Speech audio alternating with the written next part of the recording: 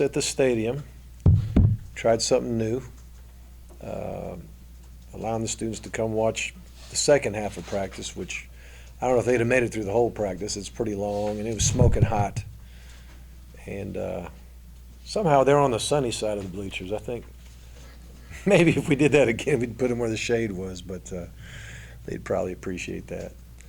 But I really appreciate the students that came out and cheered for the team, and you can tell they're excited about the season, can't wait to come support us, and just very, very thankful for them and all the students, really, that couldn't make it. Really looking forward to a big turnout for the dog walk, a big turnout in the student section. We were asking everybody to wear red this game and make it one of those memorable moments, memorable games, memorable atmospheres. You know, that's the kind of thing we're trying to create. So the students are a huge part of that. And tomorrow we're going to try to simulate a little bit of our pregame warm-up, simulate a half of football. Georgia's offense and defense will be on the same team for the first time. I love that day. Instead of everybody, offense versus defense, now it's, Georgia versus Clemson time, and that's a good time of the year. Tomorrow will be important just to, learn how to transition from a kicking play to a scrimmage play, from a scrimmage play back to a kicking play. A lot of times you segment those things out. You do situations, and you don't necessarily blend it like you do in a ball game. So that'll be important for us to do that. And we'll get our coaches. Whoever's going to be up will be up. Whoever's going to be down will be down. And then just iron out any communication. Just a dress rehearsal for that as well. So looking forward to that. Everybody's in red, no black jerseys. No black jerseys. No black jerseys. As I said, too, this was kind of a good change in terms of, so you're coming off that break that guys, maybe you're a little flat or you're just tired. That usually the first practice after the first day of class is a little rough. In years past, we actually practiced on Monday and took Tuesday off. And part of that had to do with getting books and things of that nature, but we ended up getting the books on Sunday and decided to take Monday off and give the first day of class. Actually, we had 2 days of class before we practiced, yesterday and today. So,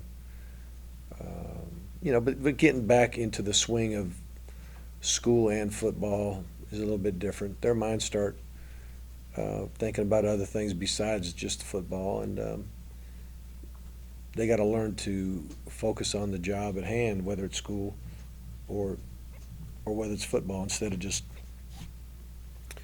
16 days straight of nothing but football. Couldn't help but notice some young guys getting some good looks in the secondary. What are you seeing from guys like Shadow Fintig and Right. Dominique Sanders that makes you feel good about them? Well, they've got a good talent base. Their issue is experience, experience in the system and experience in playing SEC football, which they have none. So that's the biggest issue. But there's some guys that they're getting coached real hard right now because they got to get ready, and the clock's ticking. And so it's not comfortable, I would say, probably for them right now, as we try to get them ready to play. How about for the head ball? Well, I would say I would like to say that these young guys would just play lights out from the very beginning, but it's very difficult to sit here and think that's going to happen. I think they'll do some really good things, and they'll probably do some things that aren't so good. like most freshmen do. And, but the goal is to make as many mistakes in practice. You know, if you're gonna make mistakes, make them in practice, correct them in practice, and hopefully not let them happen in the game. But they're on scholarship over there at Clemson too, so I know, I'm sure they'll make plays. That's no problem. Floyd's been banged up a little bit, maybe, Yeah. He'll be fine. Yeah. Lorenzo's gonna be he's gonna have a role in the. Yeah, either way, Lorenzo's gonna play. Lorenzo's done had a really good camp.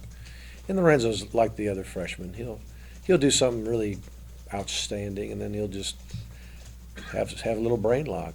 Matter of fact, the second scrimmage, when when Leonard didn't go and he got pushed into more work with the ones, he made some mental errors that he wasn't making. You know, just kind of the feeling of being with that unit might have had something to do with it.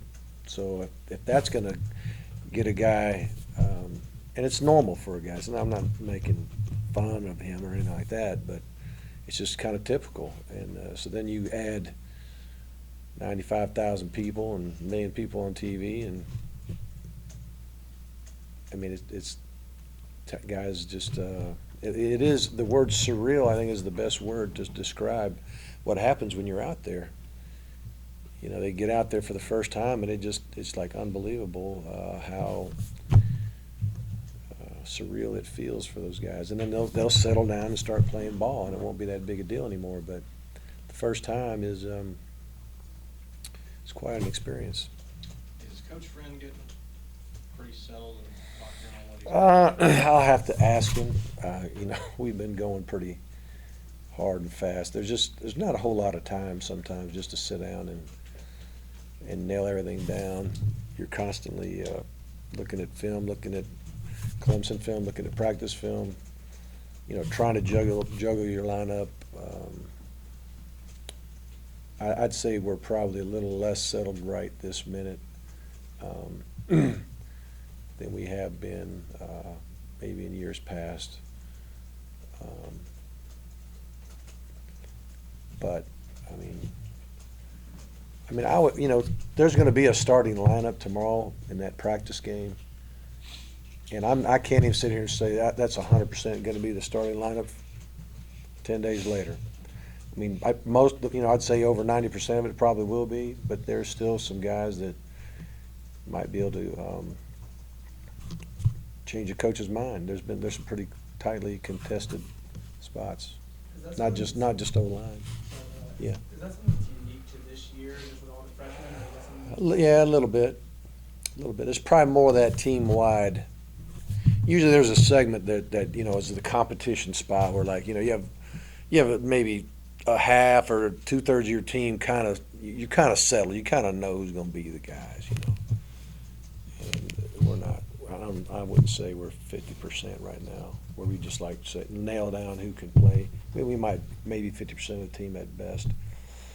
But in some ways, it's not bad because if it's that close of a competition, it means we've got guys that are able to do it. Just got to find the right ones, and then we'll start playing football too, and we'll see how they do when it counts the most. It's going to probably take a while to settle everything down. Coach, to follow up on that, I mean, do you feel like even in the recent years that you've had a freshman class that, I mean, we've heard you say it, players say it, that humility kind of seems to be a big word with this group just across the board? This group of guys, for the most part, there's a couple guys that they might have started out thinking they were all that, and then now they're realizing that there's a lot to learn and all. But they have been a good group of guys as far as as far as just working, showing up, getting to work, trying to learn, understanding they got a long way to go. You know, I don't see any of them just thinking they've arrived at all, because they haven't. I would assume there was some things you probably wanted Hudson to work on. Hudson Mason. Yeah. He got a couple games in at the end of last year. Yeah. Is he taking the steps right? He's been around a long time, but I assume you're always trying to. Yeah, I mean, He's got better out, I think it's just a matter for him of getting used to the guys around him and getting the timing with those guys. I don't think there's much more he could learn. I think there's more that he can experience, But as far as just knowing, if you ask him anything within our system, he'll be able to he'll be good. You know, it's not he's got more to learn. He has just more to experience, and he's got to really get a total fine tuning with the receivers that he's going to be throwing the ball to. How do you guys feel about Jay Rome right now? I mean, he seems to be. Jay's is coming around. You know, his toe was bothering him most of camp, and some days it felt good, and some days it didn't. And some days he was limping around, and some days he was running around. And but he fought through it for the most part. There were some days he missed, but you know, in the meantime, Quavon Hicks had a heck of a camp. Blazevich made some strides. Jordan made strides. You know, so. You know, Jay's in there battling for playing time. Is Quavon surprised with some of the athleticism he showed at tight end and the H-back? Yeah, well, you know, when we first put Quavon at tight end in the spring, it was mostly because we didn't have bodies. We needed help at that position, and he's become pretty solid. He's not unbelievable in some areas, but you know, he's tough. He is a pretty good point of attack blocker. His pass protection blocking needs help, like most tight ends do. You know, there's certain routes that he does well, and some that he, you know, needs to continue to work on. He's still a work in progress, but he's done enough to where we can play ball with him. Did you, Mark, I'm curious, as a guy who spent some time, knew what it was like to be a backup, did you ever talk to Hudson over the years? Did you Oh, ever yeah. pass along some of your Oh, yeah. advice? Yeah. Some of the things you told him from your Well, own just, you know, experience? if you live through it, you can empathize with, especially the backup quarterback position. You're one play from starting, and you're also, you may sit all year. You know, you rarely do you rotate quarterbacks. It's just, for whatever reason, it tends to not work well. Unless the two styles of play are so drastically different that you can have a package for this guy and a package for that guy and make it work.